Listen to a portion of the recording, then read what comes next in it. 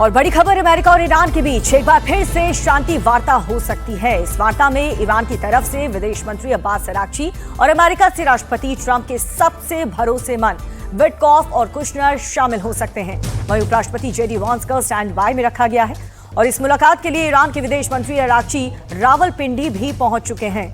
उनके साथ एक डेलीगेशन भी पहुंचा और वहीं विटकॉफ और कुशनर भी अमेरिका से रवाना होने के लिए तैयार हो चुके हैं। अमेरिका और ईरान के बीच में दूसरे दौर की वार्ता कब होगी, इसका एजेंडा क्या होगा, यह अभी तक साफ नहीं हुआ है। बताया जा रहा है कि दूसरे दौर की वार्ता का रास्ता राष्ट्रपति ट्रंप के अनिश्चितकाल के लिए सीज़फायर बढ़ाए जाने के फैसले के बाद निकला है। तो प्रेसिडेंट ट्रंप पहले ही कह चुके हैं सीज़फायर को लेकर के अभी फिलहाल उन्होंने एक्सटेंशन दे दिया है, लेकिन ईरान ये चाहता है कि अनिश्चित काल के लिए ट्रंप पहले ये ऐलान करे तब जाकर के दूसरे दौर की बातचीत होगी। दूसरी शर्त ईरान की ये भी है कि जो हॉर्मुज में नाकेबंदी अमेरिका ने कर रखी है उसे भी वहां से अमेरिकी सैनिकों को हटाए, तब बात होगी।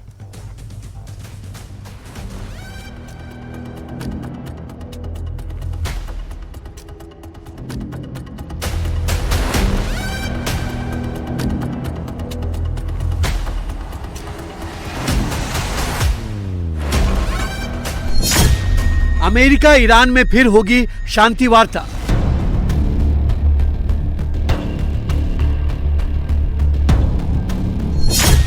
पाकिस्तान पहुंचे ईरानी वार्ताकार, यूएस डेलीगेशन का इंतजार।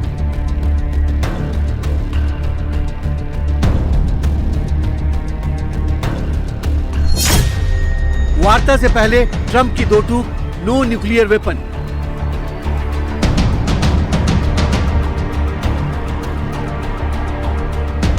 अमेरिका और ईरान के बीच पहले दौर की शांति वार्ता फेल होने के बाद एक बार फिर दोनों देशों के बीच वार्ता होने जा रही है। दूसरे दौर की वार्ता भी पाकिस्तान की राजधानी इस्लामाबाद में ही होगी। वार्ता में शामिल होने के लिए ईरान के विदेश मंत्री अब्बास अराक्ची अपने डेलीगेशन के साथ पाकिस्तान पहुंच गए हैं। नूर खान एयरबेस पर अब्बास अराक्ची का पाकिस्तान के विदेश मंत्री इशाक डार और फील्ड मार्शल आसिम मुनीर ने स्वागत किया।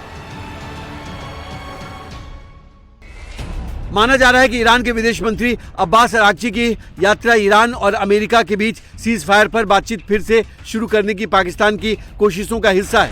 इस्लामाबाद के अपने दौरे से पहले ईरान के विदेश मंत्री अब्बास अराक्ची ने सोशल मीडिया पर लिखा, इस्लामाबाद, मस्कट और मॉस्को के सही समय पर दौरे पर जा रहा हूँ। मेरे दौरे का मकसद हमारे पार्टनर्स के साथ बायलैटरल मामलों पर करीबी तालमेल बिठाना और इलाके के डेवलपमेंट पर सलाह मशवरा करना है। हमारे पड़ोसी हमारी प्राथमिकता हैं। वहीं अमेरिका की तरफ से इस वार्ता के लिए राष्ट्रपति डोनाल्ड ट्रंप अपने भरोसेमंद दूत स्टीव विटकॉफ और दामाद जेरेड कुशनर को पाकिस्तान भेज रहे हैं। अमेरिका के ये दोनों वार्ताकार पाकिस्तान में ईरान की टीम के साथ बातचीत करेंगे। हालांकि अमेरिका के उपराष्ट्रपति जेडी वेंस इस बातचीत के लिए पाकिस्तान नहीं आ रहे हैं, उन्हें स्टैंड बाई पर रखा गया है। व्हाइट हाउस के प्रेस सेक्रेटरी कैरोलिन लेविट का कहना है कि राष्ट्रपति ट्रंप ईरान सरकार को एक और मौका देना चाहते हैं। Well, look, as you know, and I spoke about it earlier this week, the president was flexible in granting an extension of the ceasefire throughout this time. The president has decided to dispatch Special Envoy Witkoff and Jared Kushner back to Islamabad. The Iranians want to talk. They want to talk in person. And so the president is, as I've said many, many times to all of you, always willing to give diplomacy a chance. So Steve and Jared will be heading to Pakistan tomorrow to hear the Iranians out.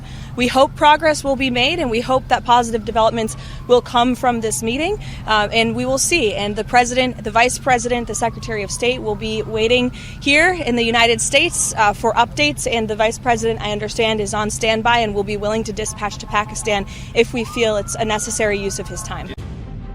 इस बीच राष्ट्रपति Trump ने एक बार फिर साफ कर दिया है कि ईरान के पास किसी भी कीमत पर परमाणु हथियार नहीं हो सकते। ईरान में इस वक्त नेता कौन है हमें पता नहीं है। यही वजह है कि वार्ता में इतना वक्त लग रहा है।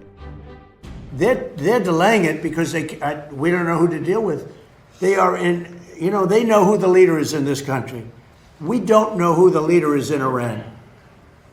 Because remember, regime change. Khomeini is gone. He's gone to greener pastures. He's gone, and all of his team is gone. Then a second group came in. They're all gone. And now you have the third group. And they're a little concerned about being gone too.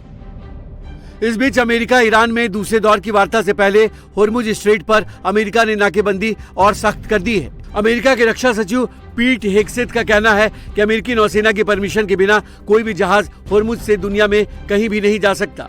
America नाकेबंदी को और पुख्ता करने के लिए जल्द ही यहाँ एक और विमान वाहक पोत तैनात करेगा। The United States has imposed an ironclad blockade that grows more powerful by the day. From the Gulf of Oman to the open oceans, our Navy is enforcing this blockade without hesitation or apology. I'll say this, every ship that the U.S. believes meets our criteria, either Iranian ships or to and from Iranian ports, has been turned around. As of this morning, 34 total.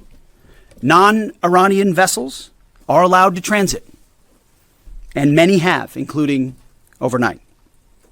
Not only is the blockade growing, in fact, a second aircraft carrier will join the blockade in just a few days. No one sails from the Strait of Hormuz to anywhere in the world without the permission of the United States Navy. To the regime in Tehran, the blockade is tightening by the hour. We are in control. Nothing in, nothing out. America और Iran के बीच बातचीत की कोई निश्चित तारीख अभी तय नहीं हुई है। अमेरिका के रक्षा सचिव पीट हेगसेथ के बयान से साफ है कि अगर दूसरे दौर की वार्ता भी फेल हुई तो होर्मुज स्ट्रेट को लेकर अमेरिका और ईरान के बीच में जबरदस्त तनाव हो सकता है। इस बीच पाकिस्तान की राजधानी इस्लामाबाद एक बार फिर छावनी बन गई है। अमेरिका और ईरान के बीच रुकी हुई शांति वार्ता को फिर से शुरू कराने की कोशिशों के बीच शहर में लॉकडाउन लगा दिया गया है। कड़े पहरे और सड़कों की नाकेबंदी ने आम नागरिकों का जीना मुहाल कर दिया है। लोग अपनी ही राजधानी में खुद को कैद महसूस कर रहे हैं। कारोबार ठप है, जरूरी सामानों की किल्लत हो गई है और आम जनता के बीच प्रशासन के खिलाफ गुस्सा बढ़ता जा रहा है। इसके बावजूद पूरे शहर को सुरक्षा के कड़े घेरे में रखा गया है। तो लोगों को प्रॉब्लम का सामना करना पड़ रहा है। ये मेन जो है रोड जो है ये बंद है। तो सबसे मेन मसला जो है ये रोडों का है, क्योंकि पिछले 3 दिनों से ये रोड बंद है और वफद का भी कोई पता नहीं है कि आ रही है या नहीं आ रही। तो अगर आ रही है तो अच्छी बात है। तो हमारी हुकूमत से ये दरख्वास्त है कि जब जो वफद आ रही है जल्द से जल्द आ जाए ताकि आवाम का जो मसला है ये हल हो जाए। अमेरिका ईरान के बीच में मध्यस्थता की पहल करके पाकिस्तान बुरी तरह फंस गया है, क्योंकि ईरान अमेरिका की शर्तों के आगे झुकने को तैयार नहीं है और ट्रंप पाकिस्तान पर बार बार ईरान को झुकने का दबाव डाल रहे हैं।